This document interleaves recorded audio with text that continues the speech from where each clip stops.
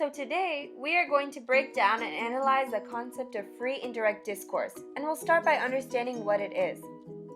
So, what exactly is free indirect discourse? Free indirect discourse is a branch of third-person narration which involves a segue from the narrator's portrayal of the scene into the head of the character.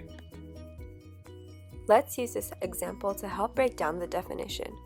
Here we have one example of regular discourse and one example of free indirect discourse. Notice that the difference between the two passages is that the free indirect discourse passage does not have the words "she thought." After Anna glares at Brian, there is a transition into her mind and her thoughts. The statement, "How could he do this?" is said in her voice rather than the narrator's voice in the regular discourse passage.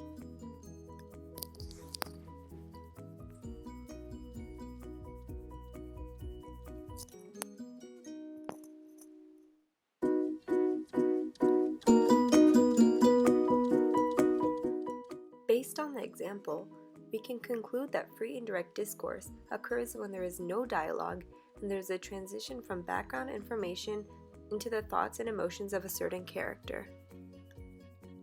In third-person narration, we typically don't get to hear the thoughts of a character unless they are shared in dialogue. Free indirect discourse is significant because it allows readers glimpses into the minds of characters within a third-person narrative story.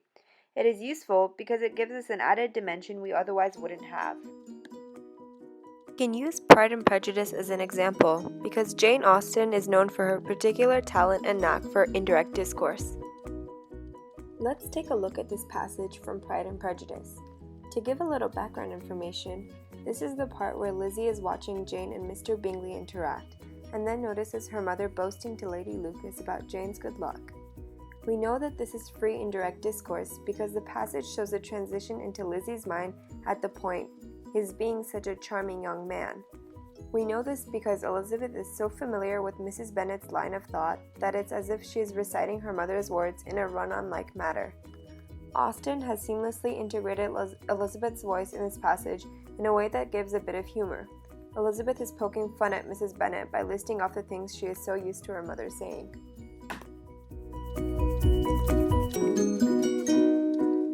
So to sum things up, indirect discourse happens when there is no dialogue or conversation, there is a transition from a narrator talking about the scene or giving background information to thoughts, feelings, and emotions of a character, and we see words such as feared, worried, thought, wished, wonder, and began to, which show that we are in a character's head. So thanks for watching my video. This is the end. If you'd like to see my works cited, please continue watching.